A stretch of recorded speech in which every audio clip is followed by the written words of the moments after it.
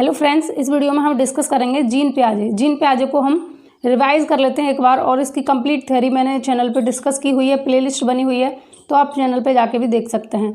अब इस वीडियो में मैं आपको एक बार रिवीजन करा देती हूँ, फर्स्ट रिवीजन रहेगा ये, ठीक है।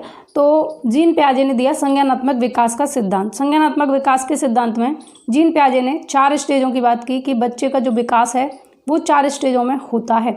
और पियाजे कहते हैं कि बच्चा एक नन्या वैज्ञानिक है या एक अन्वेषक है। बच्चा एक सक्रिय ज्ञान का निर्माता है। बच्चा खुद से ज्ञान का निर्माण करता है, अपनी सोच का निर्माण खुद करेगा बच्चा। ये बात कौन कहेंगे? जीन पियाजे। जीन पियाजे कहते हैं कि बच्चा अपने एनवायरनमेंट के साथ में अंतःक्रिया करके खुद से सीखता है, नन्या वैज्ञानिक है, एक अन्वेषक है, एक खोज करता है। तो इन चीज़ों को आपको ध्यान रखना, ये पॉइंट्स, कि एक अन्वेषक किसने माना है बच्चे को, नन्या वैज्ञानिक किसने माना है? जीन पियाजे ने। सक्रिय ज्ञान के निर्माता किसने माना है? जीन पियाजे ने। अब बात होती है स्टेजेस की, तो जीन पियाजे ने 4 स्टेजेस की बात की है। 4 स्टेज हैं। पहली स्टेज है सेंसरी मोटर स्टेज, या फिर संवेगी गामक अवस्था, या फिर इंद्रिय गामक अवस्था।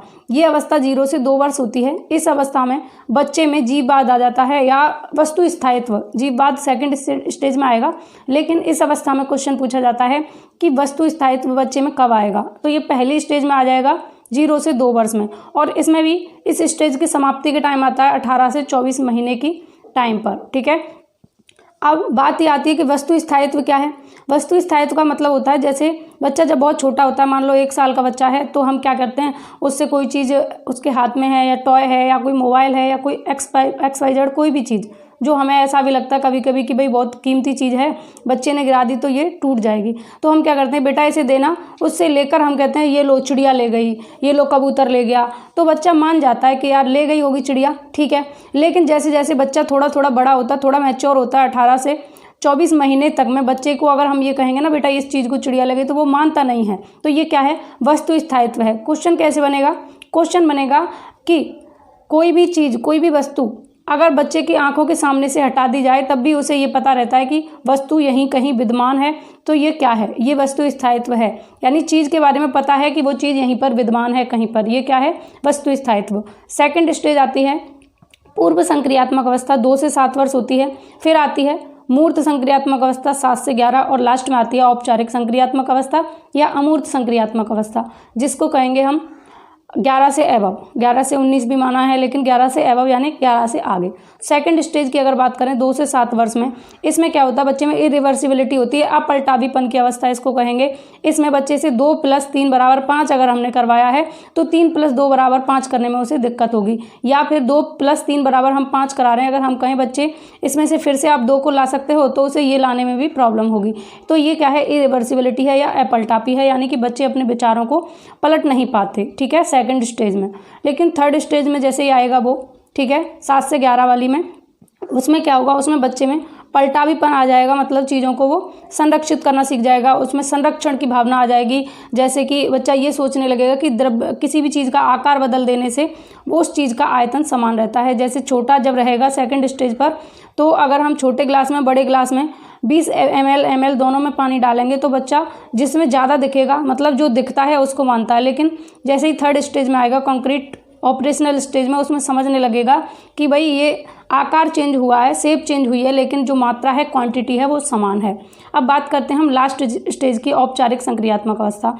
इसमें बच्चे में अमूर्त चिंतन आ जाता है, यानी जो चीज़ हमारे सामने नहीं है उसके बारे में बच्चा चिंतन करने लगता है, ठीक है, काल्पनिक चीज़ें सोचने लगता है लास्ट स्टेज में।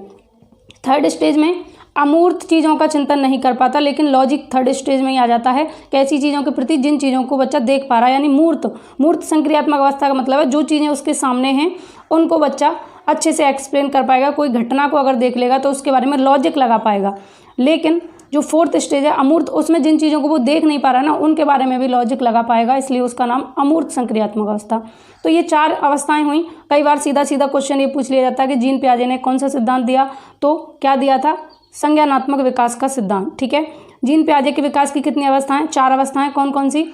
इंद्रिय गामक अवस्था, दूसरी है पूर्व संक्रियात्मक अवस्था, तीसरी है मूर्त संक्रियात्मक अवस्था, और चौथी है अमूर्त संक्रियात्मक अवस्था। तो ये 4 अवस्थाएं आपको ध्यान रखनी है। इनका पीरियड टाइम भी ध्यान रखना है। पहली का 0 से 2, दूसरी का 2 से 7, तीसरी का 7 से 11, और चौथी का 11 से एबव, ठीक है। तो ये 4 अवस्थाएं हुई। उसके बाद जीववाद। जीववाद के बारे में कहा जीन पियाजे ने कि बच्चा निर्जीव चीज़ों को सजीव अगर समझ रहा है, निर्जीवों में भी जीवन समझ रहा है, तो ये क्या है, जीववाद है। ठीक है। और स्कीमा शब्द की बात की है। स्कीमा क्या है, व्हाट इज स्कीमा? जो बच्चे के माइंड में, बच्चे के मन में पहले से चीज़ें विद्यमान है, वो क्या है, स्कीमा है। बच्चे के दिमाग में कुछ ना कुछ चीज़ें पहले से रहती हैं, जैसे हमारे पास भी स्कीमा होता है, हमारे पास कुछ चीज़ें पहले से होती हैं, कुछ हम उनमें नए इंक्लूड करते हैं, तो वो क्या है, स्कीमा है।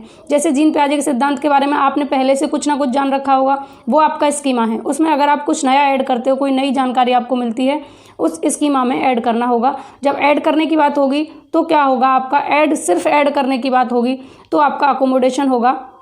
ठीक है, क्या होगा, एसिमुलेशन होगा। जब ऐड करने की बात होगी तो एसिमुलेशन होगा। जब आप उसमें कुछ चेंज करेंगे, कुछ चेंज करने की, कुछ एडजस्ट करने की, मॉडिफाई करने की बात होगी तो अकोमोडेशन होगा।